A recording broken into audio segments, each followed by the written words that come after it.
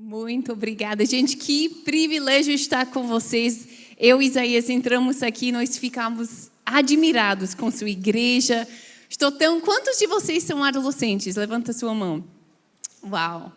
Glória a Deus. Eu estava olhando para vocês e só lembrando quando eu tinha a sua idade, quando eu era adolescente. Eu aceitei Jesus quando eu era pequena, 4 anos, mas eu comecei realmente a me apaixonar por Jesus quando eu era adolescente. Então, para ver vocês aqui já dando sua vida para Jesus, começando do jeito certo, Deus tem grandes planos para suas vidas. Então, parabéns por estar aqui.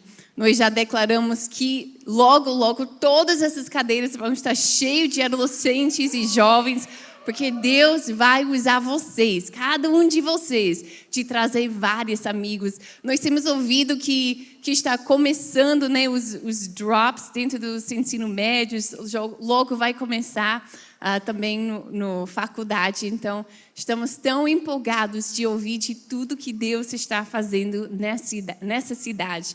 E sabemos que esse é o começo.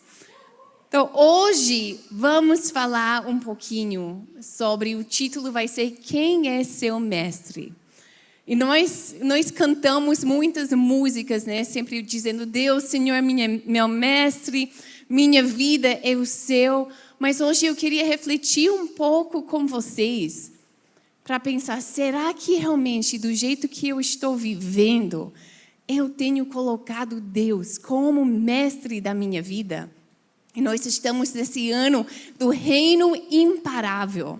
E eu queria começar lendo em Isaías 9:7, que é o nosso versículo do ano.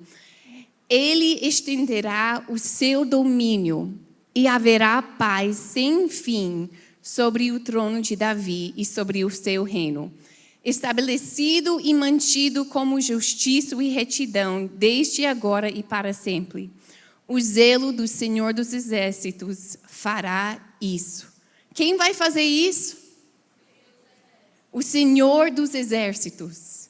Então nós sabemos, Deus está no controle, a sua igreja não vai falhar, não vai ser destruído o seu plano eterno de salvação aqui na terra. Isso independente de mim, independente de você, a igreja não vai falhar. O reino dele é inabalável. Mas o que depende de mim é se eu vou participar com isso. Eu vou entrar, eu vou fazer parte daquilo que Deus está fazendo nessa terra. Porque eu posso fazer uma decisão e ficar fora. E só ver de longe, Deus nunca vai nos forçar a participar com aquilo que Ele está fazendo aqui na terra. Mas é um privilégio participar. E hoje vamos abrir nossas Bíblias para Gênesis. Bem no início, pega sua Bíblia, pega sua Bíblia virtual aqui e abre comigo para Gênesis 3. E nós vamos ler a história que nossos pais nos contaram quando a gente tinha 1, 2 anos sobre a queda. E vamos entender o que aconteceu no início, quando Eva e Adão escolheram, fizeram um grande erro, e os resultados da escolha deles fez que eles ficaram separados de Deus. Vamos ler para a gente escolher diferente. Gênesis 3, 1 até 7. Mas a serpente, mais astuta que todos os animais selvagens que o Senhor Deus tinha feito, disse à mulher: é verdade que Deus disse, não comam o fruto de nenhuma árvore do jardim? A mulher respondeu à serpente: do fruto das árvores do jardim podemos comer, mas do fruto da árvore que está no meio do jardim, Deus diz, vocês não devem comer dele, nem tocar nele, para que não venham a morrer. Então a serpente disse à mulher: é certo que vocês não morrerão, porque Deus sabe que no dia em que dele comeram, os olhos de vocês se abrirão, e como Deus, vocês serão conhecedores do bem e do mal. Vendo a mulher que a árvore era boa para se comer, agradável aos olhos, e árvore desejável para dar entendimento, tomou do seu fruto e comeu. E deu também ao seu marido, e ele comeu. Então os olhos de ambos se abriram, e percebendo que estavam nus, costuraram folhas de figueira e fizeram cintas para si. Então, quando eu era pequeno, eu escutava essa história, eu pensava que o pecado era porque viu aquela fruta, ficava com uma boca cheia de água e comeu. Eu lembro pensando, é igual quando minha mãe falou que não era para comer aquele cookie e eu comi. Eu achava que era por isso que eles caíram no pecado. Mas nós vemos aqui o serpente, o inimigo, que é o nosso inimigo hoje, o Satanás, ele foi muito intencional com a maneira que ele falou com Eva. E tudo indica que Adão estava lá junto com ele, junto com Eva. Então, a primeira coisa que a serpente, em versículo 1, fala, o serpente falou, é verdade que Deus disse, não comem do fruto de nenhuma árvore do jardim? Foi isso que Deus falou para Eva? Não pode comer nenhum fruto aqui nesse jardim. É isso que Deus falou? Não, claro que não. Então por que o serpente disse isso? Porque ele queria que Eva pense que Deus não era um pai bom. Ele queria já mudar os pensamentos. Está vendo? Deus criou esse jardim lindo. Colocou tantas árvores cheias de frutos, mas não são para você. Não pode tocar nenhum. Para ela começar a pensar, Deus, Ele não me ama tanto. Ele está só dificultando minha vida.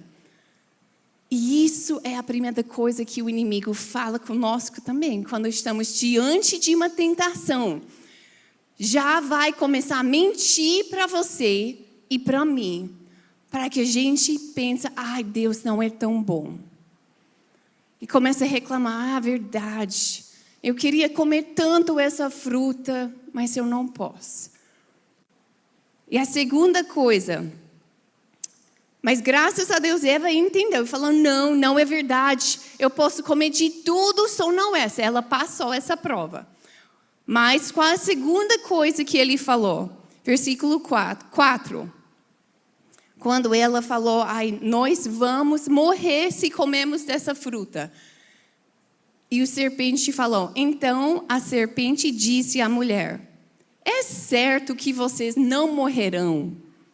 Então, o que ele está falando aqui? Não, a consequência não vai ser tão ruim como Deus falou. Ele está querendo que ela pense, não, vai valer a pena comer essa fruta. A consequência não vai ser tão ruim. A mesma coisa acontece conosco, né?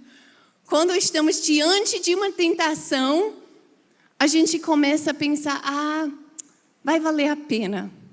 Esse pecado parece ser tão bom, eu quero fazer do meu jeito, vai valer a pena. A consequência não vai ser tão ruim.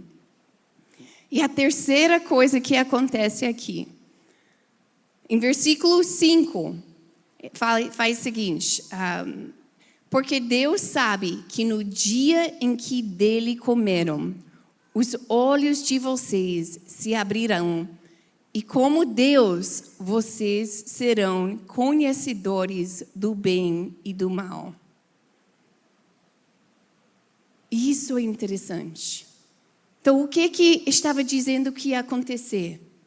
Que ao comer essa fruta, que eles iam conhecer a diferença entre o bem e entre o mal. Uma pergunta para vocês. Esse desejo de conhecer a diferença entre o bem e o mal, isso era ruim? Isso é um bom desejo de ter? De saber a diferença entre certo e errado? A gente deve desejar conhecer isso? Claro! Com certeza! Mas o que foi o problema, então, com isso?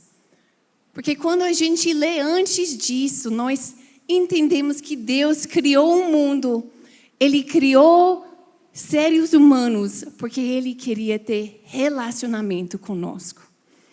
Ele criou o mundo todo, todos os animais. Ele criou esse jardim lindo, mas escolheu somente uma criatura feita na imagem dele, que é nós. E por quê? Ele queria intimidade conosco.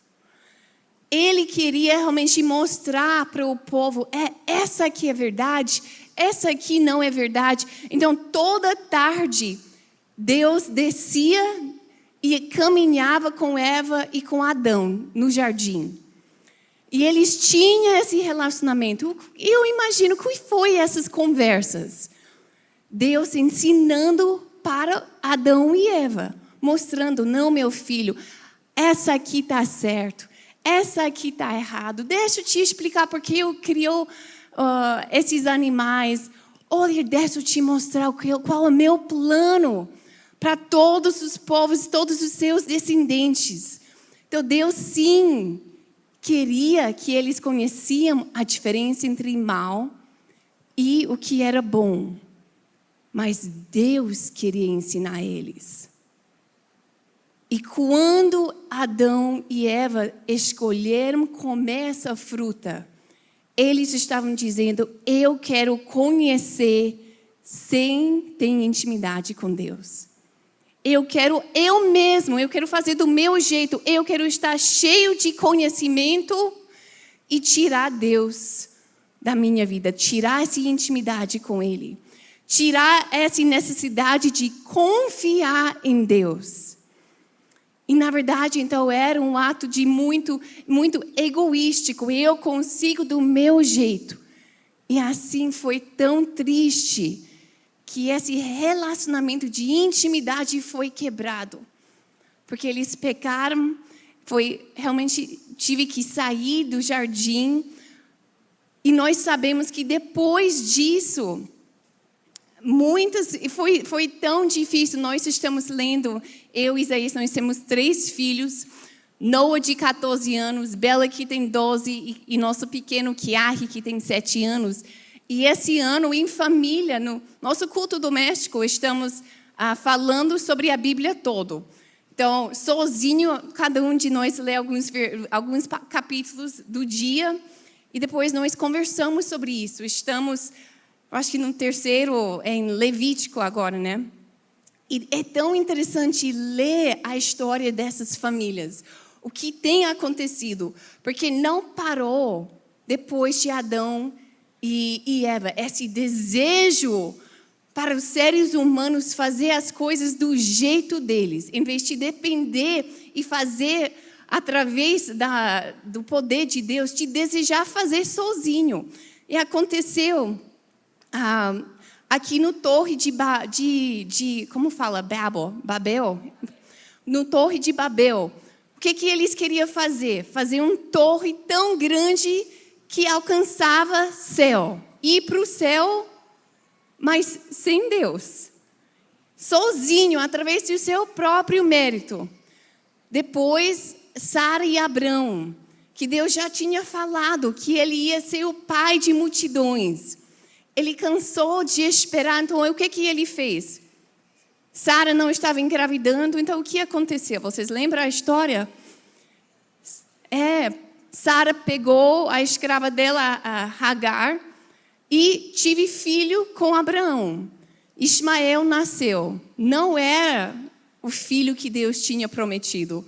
Criou grandes problemas porque eles insistiram. Não, nós vamos do nosso jeito. Já está atrasando demais, não é no nosso tempo, então vamos fazer do nosso jeito.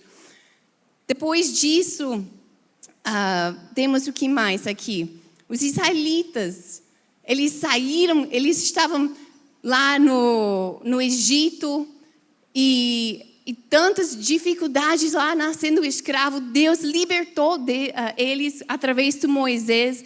Tantos milagres aconteceram, mas quando estavam no deserto, eles começaram a reclamar da água, Depois não gostava da comida, queria mais carne, era reclamo, depois de reclamo. Finalmente, eles chegaram na terra prometida, onde Deus tinha falado tanto. E falando, nós vamos entrar na terra prometida. E vocês conhecem, enviou 12 espias para conhecer a terra. E 2 voltaram e disseram, nós conseguimos. Deus está conosco, nós vamos conseguir conquistar. E 10 falaram, são grandes demais, não vamos conseguir. E infelizmente, o povo decidiu seguir esses 10 que falaram, não, é impossível. E eles escolheram não confiar mais uma vez no seu Deus.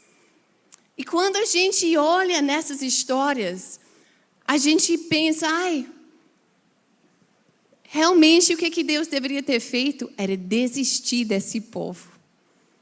Porque ele sempre provando fiel, sempre se provando, eu vou cuidar de você, eu tenho bons planos para você.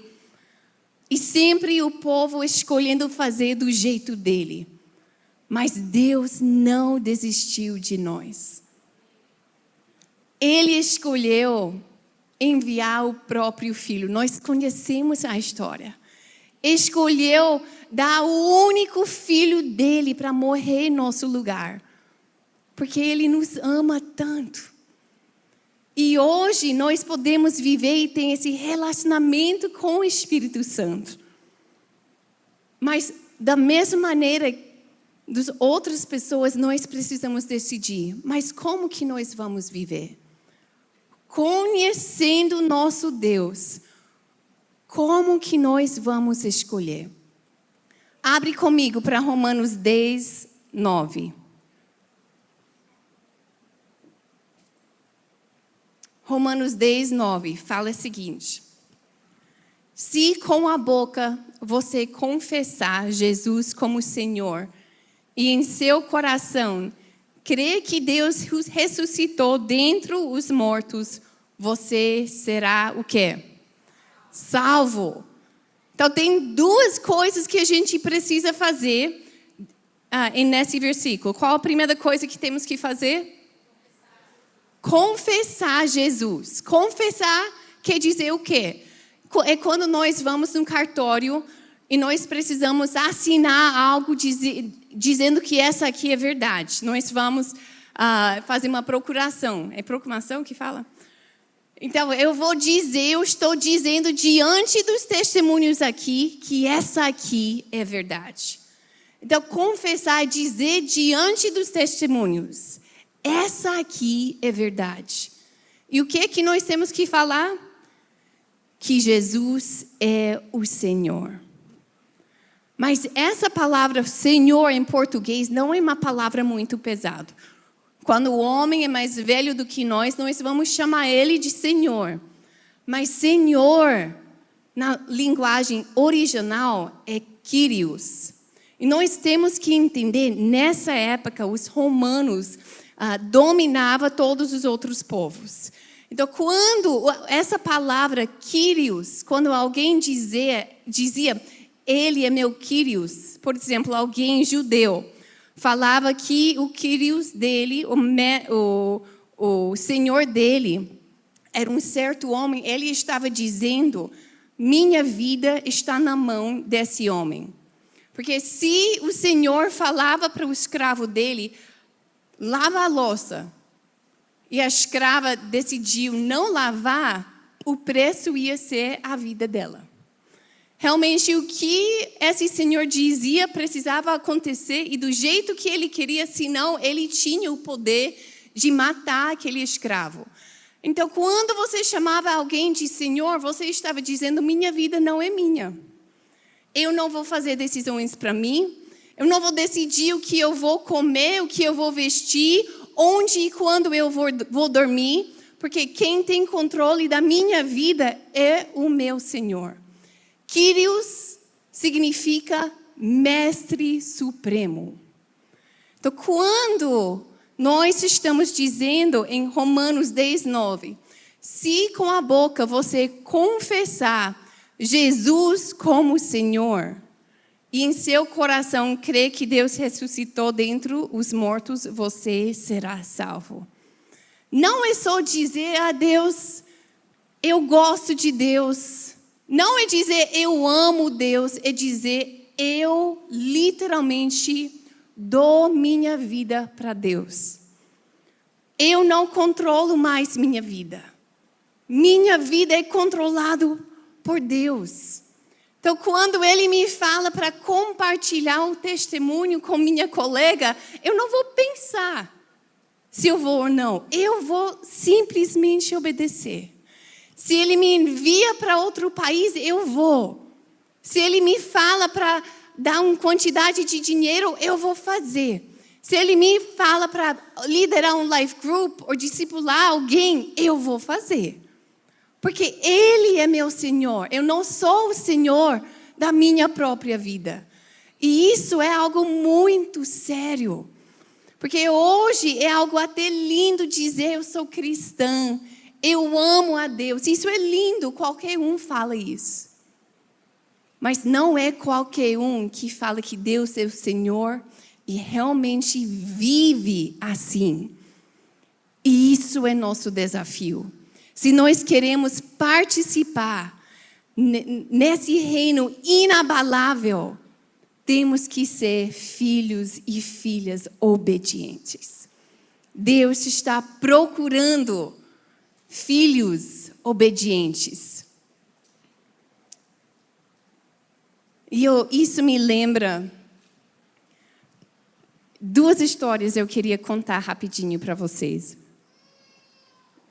Eu lembro que quando eu conheci Isaías, quando nós éramos adolescentes, eu já gostava dele quietinho dentro de mim, porque eu vi que ele era um homem que já amava Deus. Um homem não, um menino, uma criança, um adolescente. Mas ele já falava sobre Jesus, já falava sobre missões, falava sobre Brasil, já estava se preparando de um dia ser missionário de volta no Brasil. E isso realmente, eu tinha esse mesmo chamado. Como adolescente, eu lembro que eu fiz uma viagem uma vez para a Indonésia, quando eu tinha 16 anos.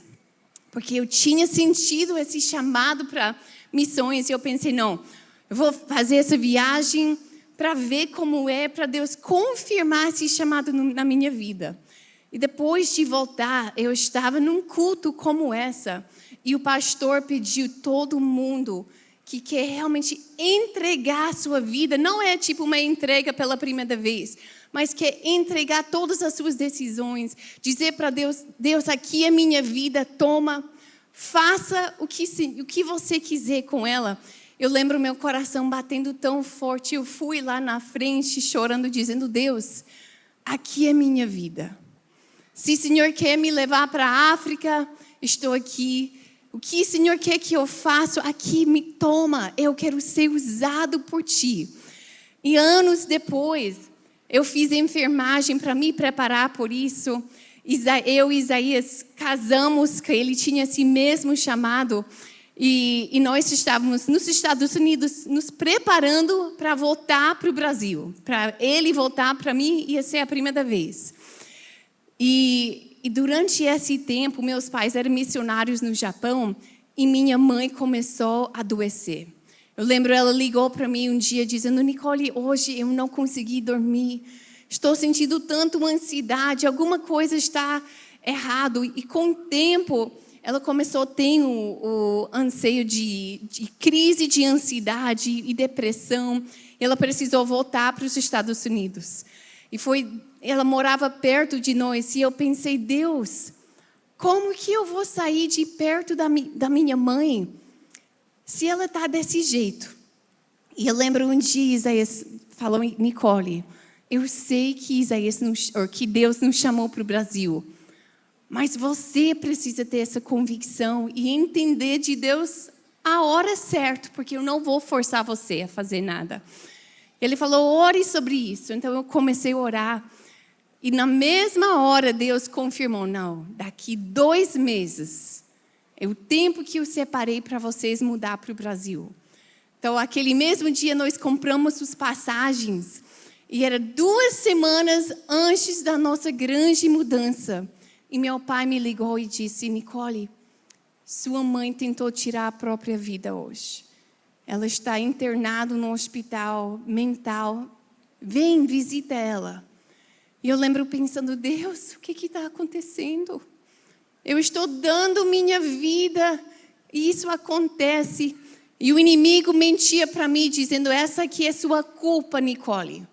Por que você está pensando nesse povo em Brasil quando sua mãe precisa tanto de você? E foi um tempo difícil, mas eu lembrava o que Deus tinha falado para mim. Aquele encorajamento de ir para o Brasil. E alguns dias depois, minha mãe recebeu alta. A gente pode gastar um tempo juntos. E eu tinha de novo essa convicção. Deus falou: Nicole, me obedeça, confia em mim. Se eu estou te chamando para ir para o Brasil, então eu vou cuidar da sua mãe. Confia ela nas minhas mãos. E foi isso que eu fiz. Foi realmente a viagem mais difícil da minha vida. Eu lembro como se fosse ontem, a despedida da minha mãe, com aquele pensamento: será que eu vou vê-la de novo? Como que vai ser? Será que ela vai aguentar viver com essa saudade? Mas eu apegava essa palavra. E nós fomos, chegamos em Fortaleza. E eu pensei: não, foi tão difícil essa entrega, então grandes coisas vão acontecer aqui em Fortaleza. Deus vai me usar grandemente. E eu era da Igreja Batista, meus pais eram missionários batistas. E então, eu acho que um dos primeiros cultos que nós fomos foi uma vigília.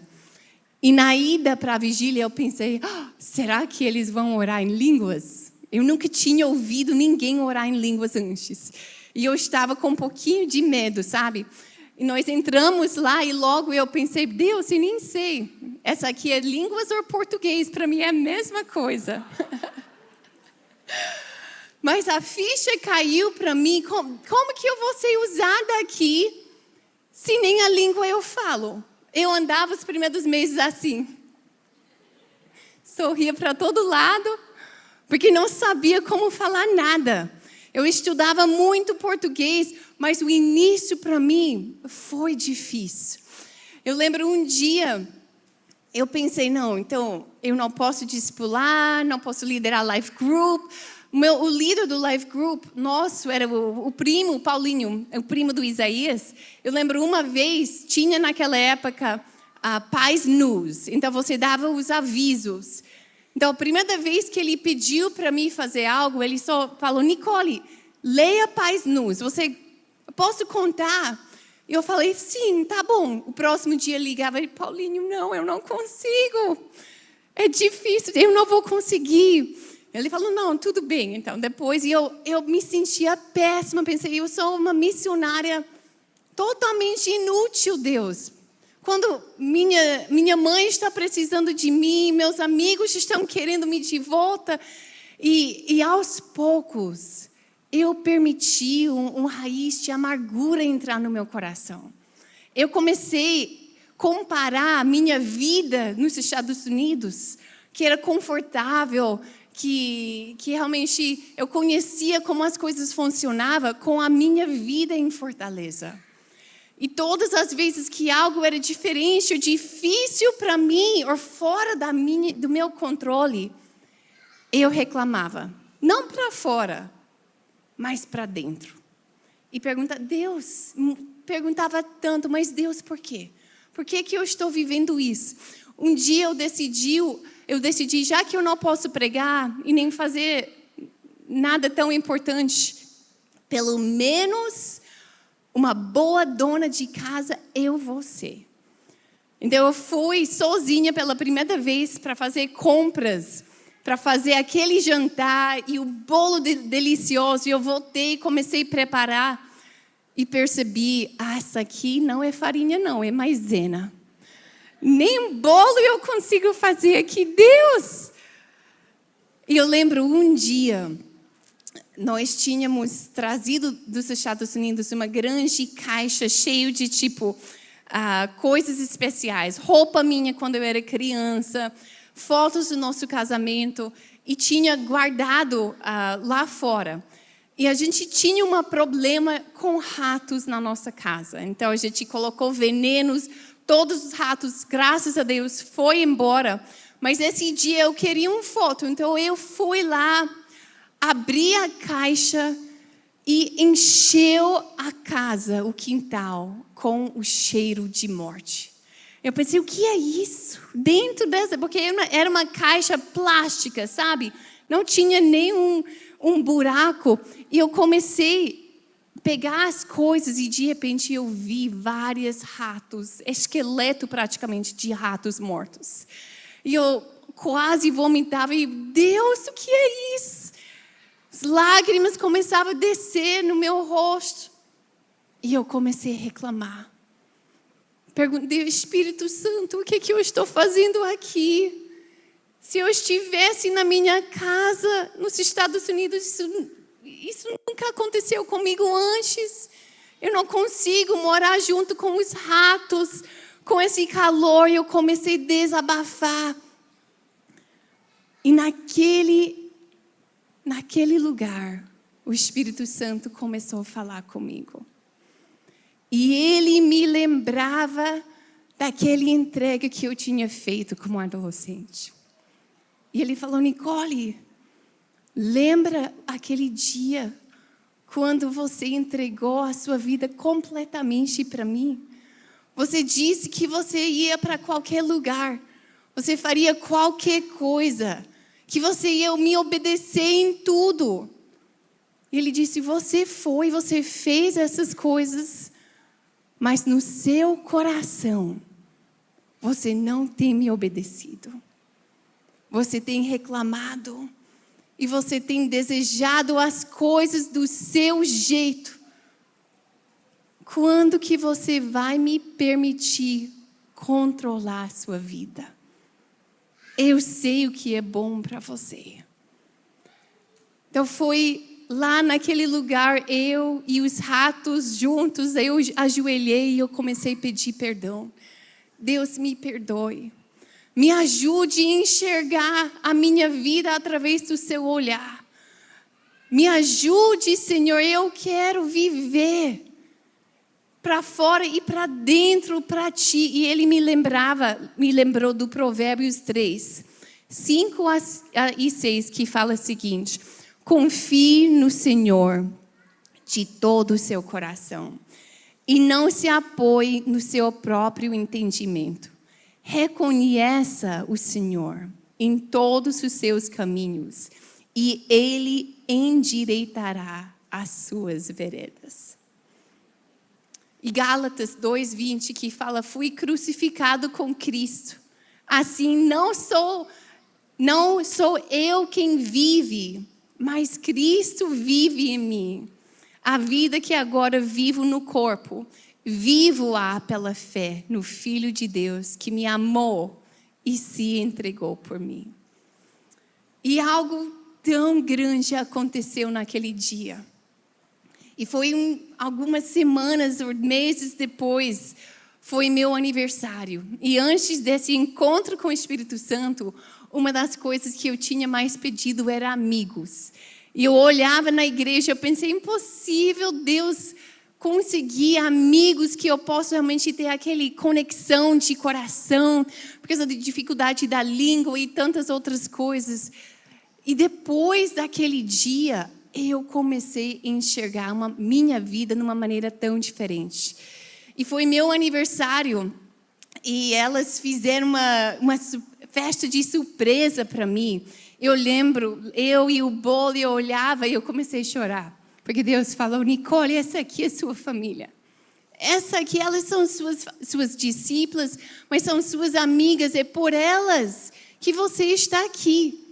E desde aquele dia, eu olho para a minha vida aqui no Brasil e eu não consigo imaginar uma vida melhor. E eu dou graças a Deus. A gente mudou de Fortaleza para São Paulo, depois São Paulo para o Rio e agora voltamos para Fortaleza. E nossa casa hoje é a casa mais simples que a gente já viveu. É bem mais simples do que aquela primeira casa em Fortaleza. E sabe, eu amo minha casa. Porque eu entendi que não tem nada a ver com os confortos da vida, com as coisas, com calor, com não calor, com ratos ou sem ratos. Mas é tudo em conseguir viver esse relacionamento com Jesus e seguir Ele na direção que Ele tem para a nossa vida. E eu penso, se eu não tivesse entendido isso naquele dia, olha o que eu teria perdido.